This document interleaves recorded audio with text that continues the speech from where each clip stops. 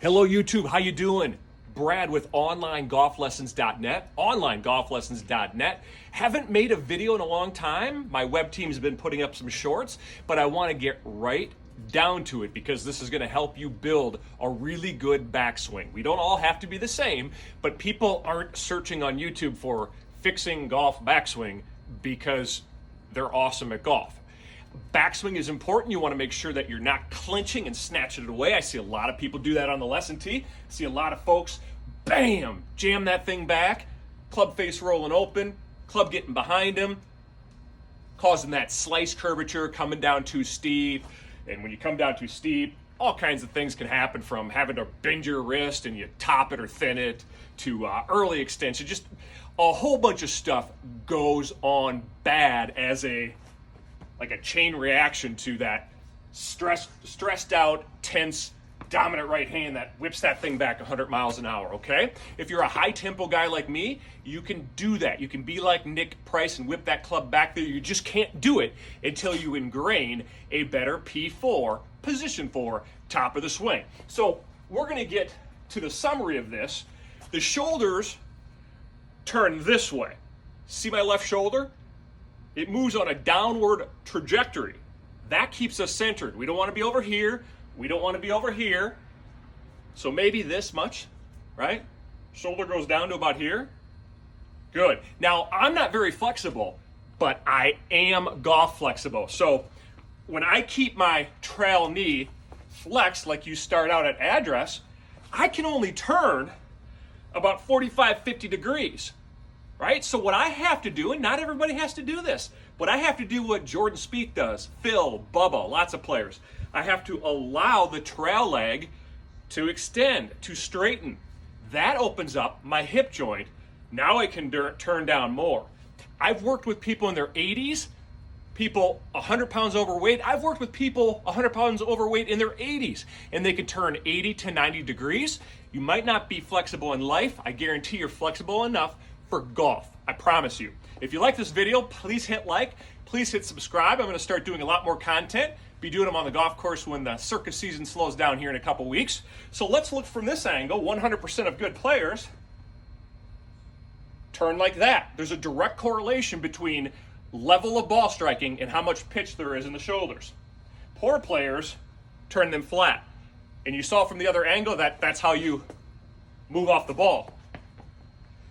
Turn them flat like this, like most people do, and you lose your inclination to the ground. You can say posture, see the pelvis go forward, the head go up. Don't turn your shoulders flat. Hold a club like this, crisscross applesauce, make the shoulders go down. Shoulder will continue to go down because we're unlocking the hip joint. We're letting the trail leg straighten. Good. From this angle, we've got this beautiful lever, and it's going to go back up and in. So if all you do is feel like you're allowing that shoulder to go down to provide the ascent, right around P2 is where you can have some upward cocking of the wrist. A great checkpoint is your L or P3. Just look over and make sure that you've got a flatter bowed wrist. That's all there is to it. Again, from this angle, real slow to P2. The lever is transporting, right? This is my 5-foot lever from the club head to my shoulder. This lever going downward is transporting this club back in and up. P2, right around P2, upward cocking of the wrist. Hold it at P3, your L, and make sure that you see a flat or bowed lead wrist. And then just give a little bump of the hips and go through like this. To get to P4 isn't much more. It rhymed. Just a little bit more shoulder down. Get a little hand height. So let's watch it from here.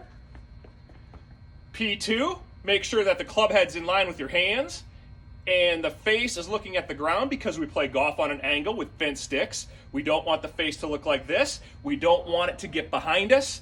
This is the death move in golf for the takeaway. I've never seen anyone good that takes it away and rolls it behind him with the face open.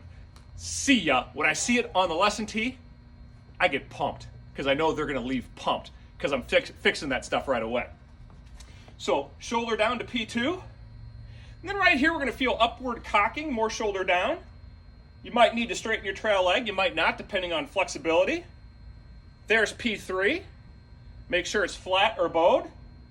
And then just feel a little bump of the hips, a little pressure transfer.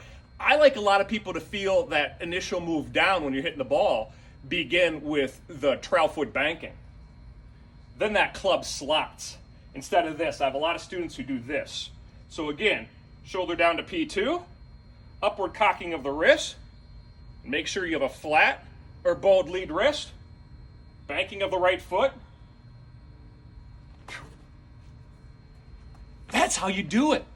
B-Rad is back. Again, subscribe if you like this. Tell your friends about it. And I've got an awesome group over on Facebook if you want to join. Golf group for beginners and intermediates. I hope everything was clear in this video. Give me some questions if you have them. I refuse to do them over. When I do videos, I want them to be organic, raw, off the top of my head. And I hope you guys are enjoying them. More content, great content coming.